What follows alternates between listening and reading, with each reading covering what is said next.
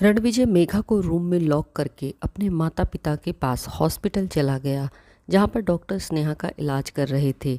रणविजय ने आते ही डॉक्टर से स्नेहा की तबीयत के बारे में पूछा। डॉक्टर ने डरते हुए रणविजय से कहा, मिस्टर रणविजय, स्नेहा का काफ़ी ज़्यादा खून बह जाने के कारण उनकी हालत काफ़ी गंभीर है। जब तक उन्हें होश नहीं आ जाता हम कुछ नहीं कह सकते। रणविजय ने गुस्से से डॉक्टर की तरफ देखते हुए कहा, मैं कुछ नहीं जानता, मुझे मेरी बहन सही सलामत चाहिए। कुछ भी करो लेकिन स्नेहा को कुछ नहीं होना चाहिए। देखिए मिस्टर रणविजय, हम अपनी तरफ से पूरी कोशिश कर रहे हैं लेकिन उनकी तबीयत बिगड़ती ही जा रही है। मुझे डर है कहीं वह कोमा में न चली जाए।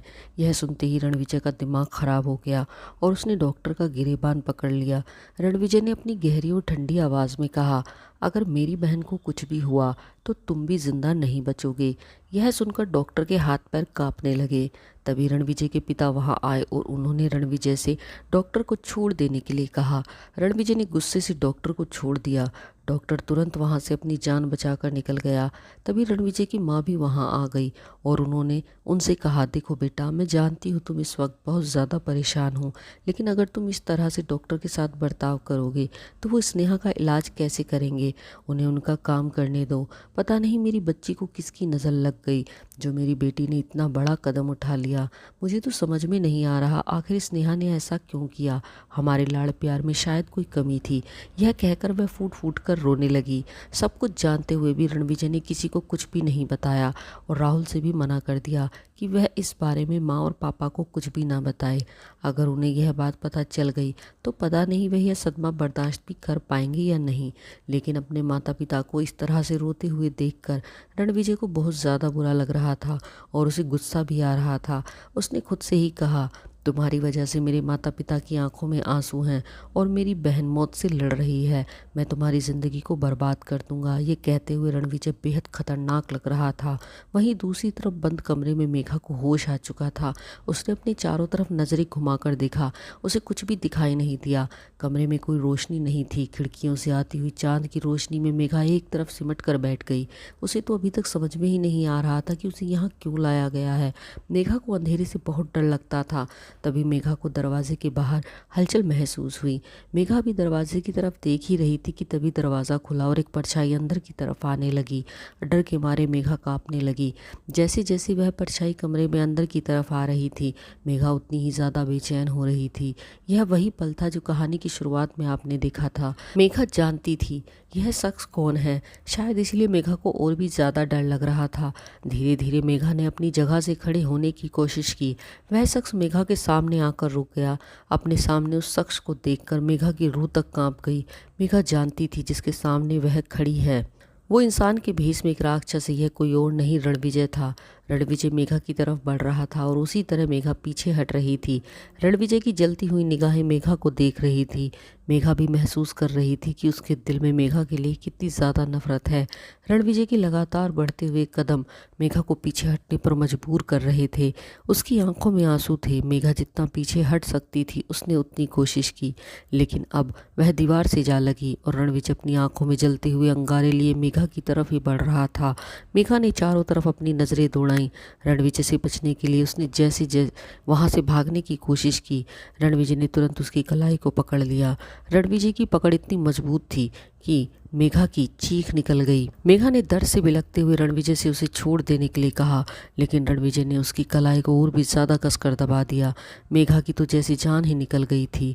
मेघा जोर जोर से रोने लगी। मेघा को रोते हुए देखकर रणविजय के चेहरे पर एक डेविल स्माइल आ गई। उसने कहा, दर्द हो रहा है? यह दर्द तो कुछ भी नहीं। तुम्हारी सज़ा तो इससे भी ज़्यादा खौफनाक होनी चाहिए और वो सज़ा मैं तुम्हें दूंगा। यह कहते हुए रणविजय ने मेघा के बालों को कसकर पकड़ लिया। मेघा दर्द से छटपटाते हुए बोली, मैंने कुछ नहीं किया है। आपको कोई गलतफहमी हो गई है। मेरे यकीन कीजिए, मैंने कुछ नहीं किया है। रणविजय ने अपने दांत पीसते हुए कहा, मैं अच्छी तरह से जानता हूँ तुमने क्या किया है। रणविजय के अंदर तो नफरत का ज्वालामुखी दहक रहा था। यह कहते हुए उसने मेघा के बालों को और भी ज़्यादा कसकर पकड़ लिया। मेघा का चेहरा ऊपर की तरफ उठा हुआ था और वह बुरी तरह कांप रही थी। मेघा लंबी लंबी सांस ले रही थी, जिसकी वजह से मेघा का जिस्म बार बार रणविजय के जिस्म को छू रहा था।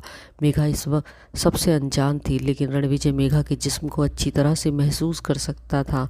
मेघा के चेहरे पर दर्द था और इसे दर्द देखकर रणविजय की पकड़ थोड़ी कमज़ोर हो गई, जिसका फ़ायदा उठाकर मेघा ने वहाँ से भागने की कोशिश की। लेकिन रणविजय ने मेघा को खींचकर अपनी गोद में उठा लिया, फिर उसे ले जाकर बेड पर पटक दिया। मेघा ने डर के मारे अपनी आंखें बंद कर ली। जब थोड़ी देर तक उसे कुछ भी महसूस नहीं हुआ, तब उसने डरते हुए अपनी आंखें खोली। उसके ठीक सामने रणविजय खड़ा था। मेघा बेड से उतरकर भागना चाहती थी। रणविजय ने उसे भागने का मौका ही नहीं दिया। वह तुरंत मेघा के ऊपर आ गया। उसने मेघा की दोनों कलाइयों को कसकर पकड़ा हुआ था। मेघा को अब और भी ज़्यादा डर लगने लगा, क्योंकि मेघा को अंदाज़ा होने लगा था कि रणविजय उसके साथ क्या करने वाला है। मेघा ने गिड़गिड़ाते हुए रणविजय से कहा, प्लीज़ मुझे छोड़ दो, मैंने कुछ भी नहीं किया है, शायद आपको कोई गलतफहमी हो गई है। रणविजय मुस्कुराया और नफरत भरी निगाह से मेघा की तरफ देखते हुए बोला, तुमने क्या किया है और क्या नहीं किया है ये मैं बहुत अच्छे से जानता हूँ।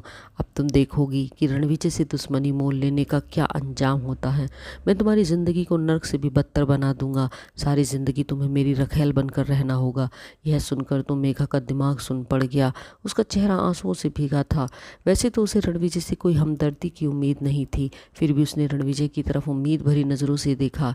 शायद रणविजय को उस पर तरस आ जाए, लेकिन रणविजय की नज़रों में तो मेघा गुनहगार थी और रणविजय के लिए बस यही काफ़ी था।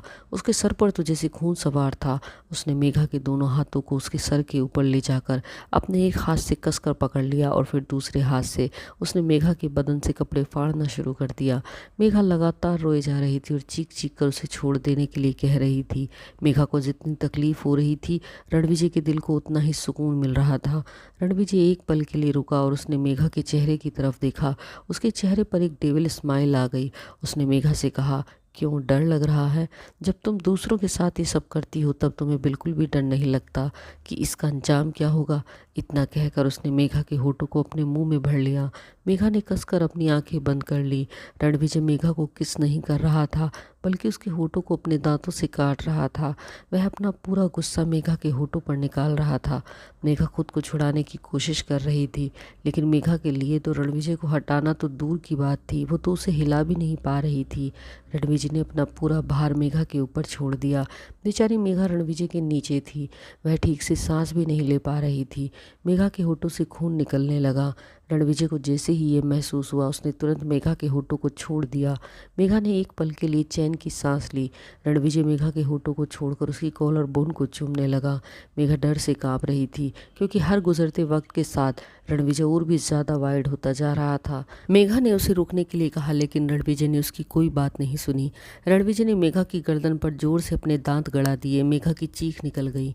मेघा की गर्दन पर गहरे नीले निशान छोड़ने के बाद रणविजय नीचे की तरफ बढ़ने लगा। मेघा के कपड़े तो वह पहले ही फाड़ चुका था, लेकिन मेघा का जिस्म अभी भी पूरी तरह कपड़ों से आज़ाद नहीं था। यह कसर भी रणविजय ने पूरी कर दी और अब रणविजय की नज़रों के सामने मेघा का बेदाग गोरा जिस्म था। मेघा का जिस्म गुलाब से भी ज़्यादा कोमल था, फिर भी रणविजय उसे दर्द दे रहा था। मेघा की आंखें बंद थी और चेहरे पर उसकी लाचारी और बेबसी साफ दिखाई दे रही थी।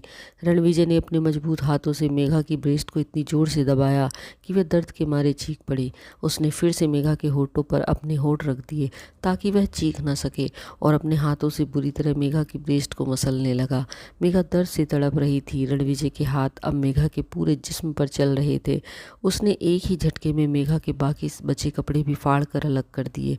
रणविजय ने मेघा के होठों को छोड़ दिया और अगले ही पल मेघा की ब्रेस्ट को चूमना शुरू कर दिया। रणविजय यहाँ भी अपनी बेदर्दी दिखा रहा था। मेघा के सीने पर रणविजय के दिए हुए गहरे दांतों के निशान बन चुके थे, जहाँ से खून भी रिस रहा था। मेघा के शरीर में बिल्कुल भी ताकत नहीं बची थी। फिर वह बिना समय गंवाए एक ही झटके में मेघा के अंदर समा गया। यह होने से मेघा को अपने जिस्म में बहुत तेज दर्द महसूस हुआ। रणविजय को मेघा पर जरा भी रहम नहीं आया। रणविजय को ना तो मेघा के जिस्म से बहते खून की परवाह थी और ना ही उसके आंसुओं की।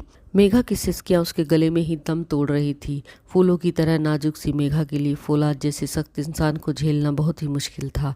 मेघा की आंखों के सामने अंधेरा छाने लगा। उसे सब कुछ धुंधला नजर आ रहा था और फिर वह बेहोश हो गई। लेकिन इसके बावजूद भी रणविजय ने मेघा को नहीं छोड़ा। वह उसके जिस्म के साथ खेलता रहा। 3 घंटे के बाद रणविजय ने मेघा को छोड़ा और वह बेड से उठा, लेकिन इस दौरान रणविजय की नज़र एक पल के लिए भी मेघा से नहीं हटी।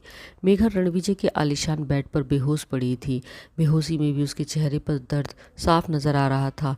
मेघा के पूरे जिस्म पर दांतों के काटने के निशान थे जो गहरे नीले पड़ चुके थे। जगह जगह से खून भी रिस रहा था। रणविजय ने नफरत भरी नज़र से मेघा की तरफ देखा और फिर वॉशरूम में चला गया। रणविजय शावर के नीचे खड़ा था और उसके कानों में मेघा की चीखें गूंज रही थी। कहीं ना कहीं मेघा को दर्द देकर रणविजय को भी तकलीफ हो रही थी, लेकिन वह यह सब महसूस नहीं करना चाहता था। रणविजय ने एक जोर का पंच दीवार पर मारा और खुद से ही कहा, तुम मेरे दिल के साथ नहीं खेल सकती। नफरत करता हूँ मैं तुमसे, सिर्फ नफरत। थोड़ी देर के बाद रणविजय वॉशरूम से बाहर आया और उसने अपने कबर्ड से एक लोअर और टी शर्ट निकाला और उसे पहनकर वहीं अपने बेड पर सो गया। आज पहली बार ऐसा हुआ कि उसे बिस्तर पर लेटते ही नींद आ गई थी। सुबह उसकी आंख खुली तो देखा 9 बज चुके थे। वह अभी भी नींद में था। उसे अपने नीचे सॉफ्ट सा महसूस हुआ। उसने अपनी आधी खुली हुई आंखों से देखा और कसमसाते हुए उसे अपनी बाहों में भरकर फिर से सो गया। आमतौर पर रणविजय सुबह जल्दी उठ जाया करता था। आज वह इतनी देर तक सो रहा था। करीब आधा घंटा बीत जाने के बाद रणविजय का फ़ोन बजा, जिससे उसकी आंख खुल गई। रणविजय ने फ़ोन उठाया।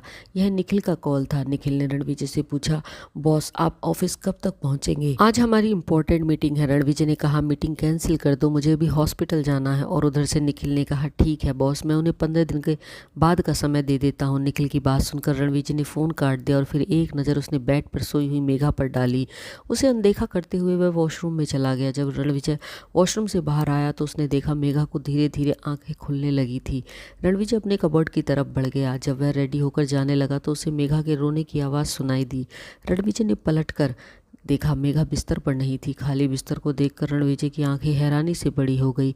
सफ़ेद रंग की बेडशीट पूरी तरह खून से रंग गई थी। यह देखकर रणविजय को एक झटका सा लगा कि ये उसने क्या कर दिया, लेकिन अगले ही पल उसे स्नेहा का ख्याल आया और उसका चेहरा सख्त हो गया।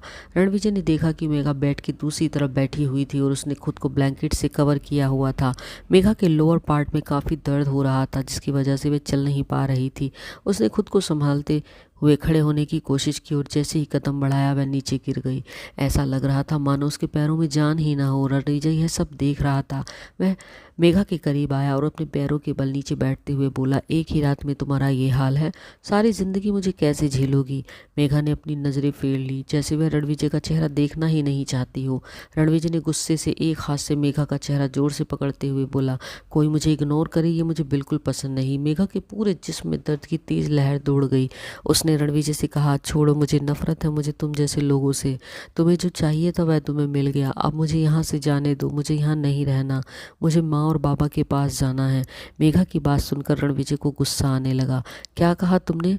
नफरत है तुम्हें मुझ जैसे लोगों से? तो एक बात कान खोलकर सुन लो, अब से तुम्हारी जिंदगी का मालिक मैं हूँ और तुम्हें सारी जिंदगी मेरी गुलामी करनी है, समझी? और ये कहते हुए उसने मेघा का चेहरा छोड़ दिया और रूम को लॉक करके वहां से निकल गया। अस्पताल में स्नेहा को अभी तक होश नहीं आया था। डॉक्टर का कहना था कि शायद स्नेहा कोमा में चली गई है। यह सुनकर पूरे परिवार को जैसे एक सदमा लग गया था। रणविजय अंदर ही अंदर दर्द में था। उसे अपने परिवार की यह हालत देखी नहीं जा रही थी। रणविजय अपने ऑफिस जा चुका था। उसके पास निखिल आया और उसने कहा, बॉस मैं जानता हूँ स्नेहा के साथ जो कुछ भी हुआ वह बहुत गलत हुआ है, लेकिन मुझे लगता है कि किसी ने मेघा को फंसाने के लिए यह सब किया है। मेघा तो बहुत ही मासूम लड़की है, थोड़ी चंचल जरूर है। आप ही सोचिए वह स्नेहा के साथ ऐसा क्यों करेगी? वह तो स्नेहा की बहुत अच्छी दोस्त है। रणविजय ने निखिल की तरफ घूरते हुए देखा और कहा, तुम्हें उस लड़की के बारे में ज़्यादा सोचने की ज़रूरत नहीं है। उसने क्या किया है यह तुम भी अच्छे से जानते हो और किसके और उसके किए की सज़ा तो उसे भुगतनी ही पड़ेगी। यह सुनकर निखिल का चेहरा सुन्न पड़ गया। लेकिन बॉस मैं बस इतना कहना चाहता हूँ कि आप जल्दबाजी में फ़ैसला मत कीजिएगा। मेघा बहुत ही मासूम है। निखिल को मेघा की इतनी फिक्र करते हुए देखकर रणविजय को गुस्सा आने लगा और उसने निखिल से कहा, तुम उस लड़की के बारे में इतना क्यों सोच रहे हो? कहीं तुम उससे प्यार तो नहीं करने लगे? आप कैसी बातें कर रहे हैं बॉस? मेघा तो मेरी छोटी बहन की तरह है। मैं तो बस ये कहना चाहता हूँ कि आप मेघा के साथ थोड़ा नरमी से पेश आइएगा। निखिल को क्या पता कि रणविजय तो उसकी मासूमियत को अपने नीचे रौंद चुका था। अभी निखिल और रणविजय की बातें चल ही रही थी कि तभी रणविजय के फ़ोन पर फार्म हाउस से फ़ोन आता है और फ़ोन सुनकर रणविजय का चेहरा एकदम से डार्क हो गया। रणविजय ने फ़ोन सुना और वह बोला, मैं अभी वहाँ पहुँच रहा हूँ। आधे घंटे के बाद रणविजय की गाड़ी फार्म हाउस के अंदर जा चुकी थी। मेड ने रणविजय को बताया कि मेघा ने कुछ भी खाने से मना कर दिया है। मेघा 2 दिन से भूखी है। जब वह मेघा के लिए खाना लेकर गई तो वह एक चादर में लिपटी हुई बैठी थी। मैंने उससे खाने के लिए कहा, उन्होंने खाने से साफ इनकार कर दिया। मेड की बातें सुनकर रणविजय फौरन अपने रूम में गया। उसे देखकर मेघा डर गई, कहीं रणविजय फिर से उसके साथ वह सब तो नहीं करने वाला। मेघा ने कहा, देखो मेरे पास मत आना, तुम्हें देने के लिए मेरे पास अब कुछ नहीं है। यह कहते हुए मेघा रो रही थी। रणविजय ने देखा कि खाने की प्लेट एक तरफ रखी हुई थी। मेघा ने खाने को हाथ भी नहीं लगाया था। रणविजय मेघा के करीब आया और उसने मेघा से कहा, तुम क्या सोचती हो कि तुम खाना नहीं खाओगी तो मैं तुम्हें छोड़ दूंगा? गलतफहमी है तुम्हारी। तुम इस कैद से आज़ाद नहीं हो सकती। अगर तुमने मेरा कहना नहीं माना तो तुम्हारे माँ बाप की मौत की जिम्मेदार तुम खुद होगी। अपने माता पिता की बात सुनकर मेघा की आंखों में आंसू आ गए। वह रणविजय के सामने अपने दोनों हाथ जोड़कर बोली, मेरे माँ बाबा को कुछ मत करना। जैसा तुम कहोगी मैं वैसा ही करूँगी। प्लीज़ मेरे माँ बाबा को कुछ मत करना। यह कहते हुए मेघा रणविजय के पैरों में गिर गई। मेघा को दर्द देकर रणविजय को सुकून महसूस हो रहा था। रणविजय ने कहा, तुम्हारे पास सिर्फ 10 मिनट का समय है। मैं नीचे तुम्हारा इंतज़ार कर रहा हूँ। मेघा ने रणविजय की तरफ देखा और कहा, मेरे पास कपड़े नहीं हैं। तभी रणविजय ने मेड को कॉल करके उसके पुराने कपड़े लाने के लिए कहा। मेड अपनी पुरानी साड़ियाँ लेकर रूम में पहुंची। रणविजय ने कपड़े लेकर मेड को जाने के लिए बोल दिया। मेड चुपचाप कमरे से बाहर निकल गई। रणविजय ने पुराने कपड़े मेघा की तरफ फेंकते हुए कहा, ये लो, और आज से तुम इस घर के सारे काम अकेले करोगी। 10 मिनट में तैयार होकर नीचे आओ। मेघा ने रणविजय की किसी भी बात पर कोई जवाब नहीं दिया। रणविजय ने गुस्से से मेघा का हाथ पकड़ा और उसे जबरदस्ती खड़ा कर दिया। रणविजय के ऐसा करने से मेघा के लोअर पार्ट में बहुत तेज दर्द हुआ। मेघा ने एक हाथ अपने पेट के निचले हिस्से पर रखा और दूसरे हाथ से उसने रणविजय के बाजू को पकड़ लिया। ऐसा करने पर उसके हाथ से वह चादर छूट गई जिससे उसने खुद को लपेटा हुआ था। उसके पेट के निचले हिस्से में बहुत ज़्यादा दर्द की वजह से उसे ये एहसास ही नहीं हुआ कि अभी वह रणविजय के सामने किस हाल में है। लेकिन रणविजय की नज़र मेघा के पूरे जिस्म को देख रही थी। कुछ ही पल में मेघा को यह एहसास हो गया कि वह अभी किस हाल में है। उसने तुरंत अपने हाथों से खुद को छुपाने की कोशिश की, लेकिन रणविजय ने उसके दोनों हाथों को पकड़ लिया और अब मेघा की पीठ रणविजय के सीने से लगी हुई थी। रणविजय मेघा को खींचकर मिरर के सामने ले गया। उसने एक हाथ से मेघा की ब्रेस्ट को जोर से दबाया जिससे मेघा को बहुत दर्द हुआ। रणविजय ने कहा, मेरी तरफ देखो। दोस्तों, आगे की स्टोरी जानने के लिए हमारे नेक्स्ट पार्ट को ज़रूर पढ़ें।